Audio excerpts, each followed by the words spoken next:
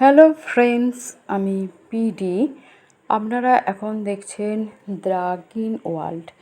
The green ওয়ার্ল্ডে আপনাদের আরেকবার সবাইকে স্বাগত জানালাম। আমি ইতিমধ্যেই অনেক রকম ফুল গাছের ভিডিও নিয়ে আপনাদের সামনে এসেছি, তবে আজকে এক অন্য ধরনের ভিডিও উপস্থাপন করতে চলেছি। এতে আছে একটা চন্দন গাছের ভিডিও। এই চন্দন গাছে কিভাবে আমি করছি তার পরিচর্যা সেই নিয়েই আজকে আলোচনা করতে চলেছি। তাহলে দেরি না করে বন্ধুরা আমার সাথে আমার ছাদ বাগানে চলে আসুন। আমার ছাদ বাগানটি 4 তলার উপরে। এইটা আমার একটা ছোট্ট ছাদ বাগান। বন্ধুরা, আমি এসে গেছি এই চন্দন গাছের কাছে। এটি একটি সাদা চন্দন গাছ। দেখুন, এটি চালি টবে বসানো রয়েছে। এর মধ্যে কত দেখুন আগাছা রয়েছে। দেখুন, এটা একটা চন্দন গাছ। এটা এখন আমাদের ইন্ডিয়া ও বাংলাদেশে প্রচুর চাষ হচ্ছে। আর আমাদের ভারতে প্রায় সবাইয়েরই বাড়িতে আমাদের চন্দন প্রত্যেক দিন পূজার জন্য কাজে লাগে এবং চন্দন রূপসজ্জা থেকে প্রতিটি এতেই কাজে লাগে। দেখুন, চন্দন গাছের সাথে একটা রাম তুলসী গাছ আছে, দেখুন দেখাচ্ছি। তবে এই চন্দন গাছ এমনি একা বসানো যায় না, একা একা বাঁচতে পারে না। এই চন্দন গাছের গোড়ায় আগাছা গাছ, যে কোনো একটা গাছ বসিয়ে রাখতে হবে, কিছু আগাছা গাছ রাখতে হবে। প্রথমেই বলে রাখি, তাদের থেকেই পুষ্টি সংগ্রহ করে বেড়ে ওঠে। সেই জন্য আমি কিছু ঘাস আর মস এবং একটি রাম তুলসী গাছ এতে বসিয়ে রেখেছি বন্ধুরা, দেখুন। আর গরমের জন্য ডিপ ইরিগেশন তো লাগানোই আছে। এখন বর্ষাকাল, অত জলের প্রয়োজন হয় না। বর্ষাকালে দেখুন এই গাছের পাতাগুলো কত সুন্দর হয়েছে, কচি কচি ডালও বের হয়েছে। প্রথমে আসি এর মাটি কিভাবে আমি তৈরি করেছি।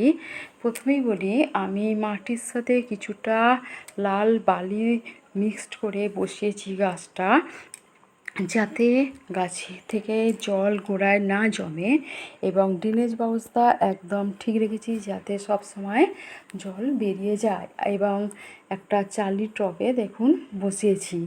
গাছটির বয়স আমার 3 থেকে 4 বছর। দেখুন, এই যে চালি টবে বসানো হয়েছে, এরকমভাবে চালি টবে বসানো আছে। এরপরে বলি, এই গাছটি এই যে দেখাচ্ছি, যে এই আগাছাগুলো এই যে বসিয়ে রেখেছি যাতে এর থেকে ও ও রস শোষণ করে বেড়ে উঠতে পারে। এবং এই গাছের আরেকটা বলি যে এই গাছ 3-4 ঘন্টা সূর্যের আলোর প্রয়োজন হয়, সেটের মধ্যে হয় না। এটা আমার খোলা আকাশের নিচেই আছে, 4 তলার উপরে ছাদ বাগান, আমি বলেই দিলাম। অনেক ফুল গাছের সাথে যদি একটা চন্দন গাছ রাখা যায় ভালোই হয়। আর এই চন্দন গাছের ডালগুলো দেখুন কত সুন্দর হয়েছে। গোড়াটা দেখুন, এই গাছগুলো প্রায় 5 ফুটের মতো লম্বা হয় আর ঝোপ টাইপের হয়। পাতাগুলো দেখুন, ডাল সবই দেখাচ্ছি। এই গাছ হচ্ছে বর্ষাকালে জল দিতে লাগে না, আর গরমকালে প্রত্যেক দিন জল দিতে লাগে, শীতকালেও প্রত্যেক দিন জল দিতে লাগে। আর শীতে ডিসেম্বর মাসে প্রায় এর গাছের পাতাগুলো ঝরে যায়, একদম ন্যাড়া হয়ে যায়, এবং জানুয়ারির লাস্টের দিকে, ফেব্রুয়ারির প্রথমের দিকে এতে ফুল হয়, ছোট্ট ছোট্ট লাল ফুল হয়। বন্ধুরা, তখন আমি ফুল হলে একটা ভিডিও অবশ্যই দেখাবো।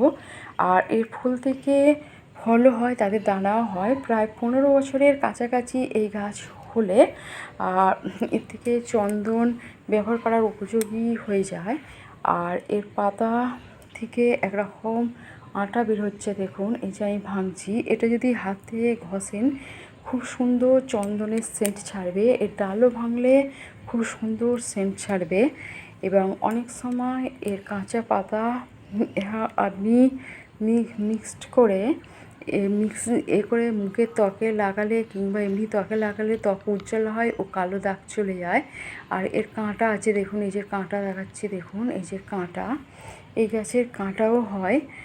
আর এই গাছে আর কি খাবার দিচ্ছি, আমি যেরকম ছাদ বাগানে অন্যান্য গাছকে জৈব সার দিই, এই গাছেও সেই রকম অন্যান্য গাছের মধ্যে সর্ষে খোল পচিয়ে মাসে একবার করে দিই, আর অন্য কিছু দেওয়ার প্রয়োজন হয় না। এইভাবে এই সাদা চন্দন গাছ করা যায়। এই চন্দন গাছ লাল চন্দনও হয়, সাদা চন্দনও হয়। এইটা আমার সাদা চন্দন। এই চন্দনের প্রচুর দাম আছে। বন্ধুরা, যদি ফুল গাছের সাথে এক একটা এই চন্দন গাছ করা যায় তাহলে খুবই ভালো হয়। দেখুন কত সুন্দর লাগছে পাতাগুলো। যদি ভালো লাগে অবশ্যই সাবস্ক্রাইব করবেন, আর ভিডিওটি অবশ্যই শেয়ারও করবেন অন্যান্য বন্ধুদের সাথে। বন্ধুরা, আরেকটু দেখিয়ে নেব যে এই গাছের ডাল থেকে খুব সহজেই চারা করা যায়। আপনি বালিতেও বসাতে পারেন, এমনি মাটিতেও সাধারণ এরম ডাল ভেঙে পুঁতে দিলেই গাছ তৈরি হয়ে যায়। এতে রুট হরমোনের প্রয়োজন হয় না। এরকমভাবে আমি অনেক গাছ তৈরি করেছি। বন্ধুরা, এই আজকে এই পর্যন্তই থাক। আবার অন্য ভিডিও নিয়ে আবার হাজির হব। আসছি বন্ধুরা, নমস্কার।